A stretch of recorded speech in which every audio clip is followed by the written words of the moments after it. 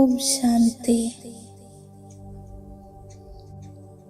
ഞാൻ ആത്മാ ജ്യോതിബിന്ദു പരമധാമത്തിൽ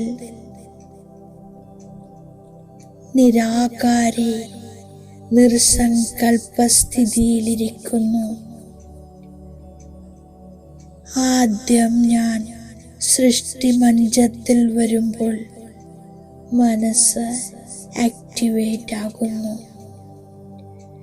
മനസ്സും ബുദ്ധിയും സംസ്കാരങ്ങളും ആത്മാവിലാണ്.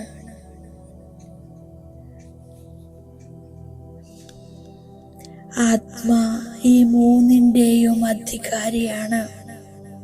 ഈ കാര്യം സത്യയുഗത്തിൽ ഞാൻ മറന്നിരുന്നു. സംഗമയുഗത്തിൽ വീണ്ടും ബാബ വന്ന് എന്നെ ഓർമ്മിപ്പിക്കുന്നു. ആത്മാവിനെ ജാഗ്രതമാക്കി മനസ്സിനെ ഉപയോഗിക്കൂ, പാർട്ട് അഭിനയിക്കൂ. ആത്മാ ഇൻവിസിബിൾ ആക്ടറാണ്. ആത്മാ സൈലന്റ് പീസ്ഫുൾ ഡിവൈൻ ബീയിങ് ആണ്. ആത്മാവിൽ റെക്കോർഡ് ചെയ്യപ്പെട്ട പാർട്ട് നടക്കുന്നു. ഈ സംഗമയുഗത്തിലെ പാർട്ട് ഞാൻ ബാബയുടെ കൂടെ ഇരുന്ന് സാക്ഷിയായി കാണുന്നു. ബാബയുടെ അടുത്ത് ഏതെല്ലാം സാധനങ്ങളുണ്ടോ അവയെല്ലാം അവസാനം വരെ എനിക്ക് പൂർണ്ണമായും ലഭിച്ചിട്ടുണ്ട്. ഞാനത് ധാരണ ചെയ്യുന്നു, ചെയ്യിപ്പിക്കുന്നു. ബാബ എല്ലാം അറിഞ്ഞുകൊണ്ടും നാളത്തെ കാര്യം ഇന്ന് പറയില്ല.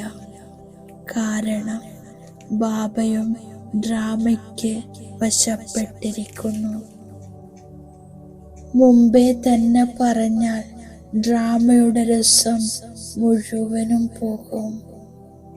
അതിനാൽ ഞാൻ എന്ത് സംഭവിക്കും എന്ന് ചിന്തിക്കുന്നില്ല. ഞാൻ പരിധിയില്ലാത്ത ബാബയെ നല്ല രീതിയിൽ ഓർമ്മിക്കുന്നു.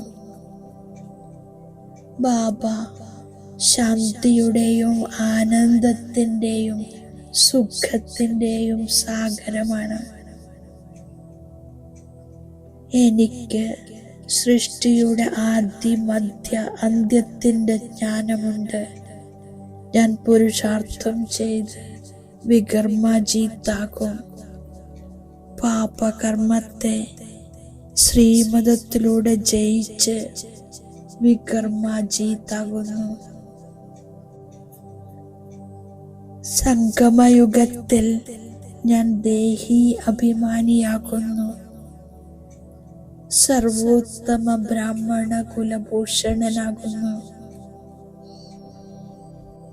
മുഖ്യമായ കാര്യം സ്നേഹിയായ അച്ഛനെ ഓർമ്മിക്കൂ എന്നതാണ്.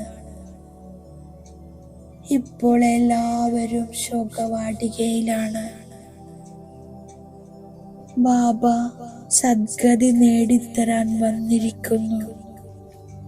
ഞാൻ ഈശ്വരീയ മതത്തിലൂടെ പവിത്രമായി മാറുന്നു. ഞാൻ ബാബയിലൂടെ ബാബയെ അറിയുന്നു. അതിലൂടെ എല്ലാം അറിയുന്നു. പരമധാമത്തിലുള്ള ബാബ വന്ന് എൻ്റെ അച്ഛനും ടീച്ചറും ഗുരുവുമായി മാറുന്നു. ഞാൻ കഴിക്കുന്നതിലും കുടിക്കുന്നതിലും ശുദ്ധി വയ്ക്കുന്നു.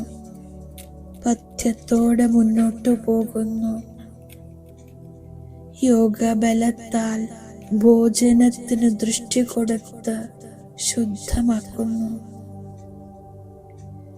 പരമാത്മാവ് ഇപ്പോൾ നമ്മൾ കുട്ടികളെ വീട്ടിലേക്ക് കൊണ്ടുപോകും. ഈ ലഹരിയിൽ ഞാൻ പരമമായ സുഖത്തിൻ്റെയും ആനന്ദത്തിൻ്റെയും അനുഭവം ചെയ്യുന്നു. ഞാൻ ബാബ തന്നിരിക്കുന്ന വരദാനത്തിൻ്റെ സ്വരൂപമാകുന്നു. സേവനങ്ങളിൽ മുഴുകുന്നതിലൂടെ ലൗകികത്തെ അലൗകികമാക്കി പരിവർത്തനപ്പെടുത്തുന്ന നിരന്തര സേവാധാരിയാകുന്നു. ലൗകിക കാര്യങ്ങൾ പോലും ഈശ്വരീയ കാര്യങ്ങളായി മാറുന്നു. വീടിനെ സേവാസ്ഥാനമാണ് എന്ന് മനസ്സിലാക്കി ജീവിക്കുന്നു. തപസ്യാമൂർത്തിയാകുന്നു. സംസ്കാരങ്ങളെ ദിവ്യമാക്കി മാറ്റണമെങ്കിൽ മനസ്സിനെയും ബുദ്ധിയെയും ബാബയ്ക്കു മുന്നിൽ സമർപ്പിക്കണം. ഓം ശാന്തി.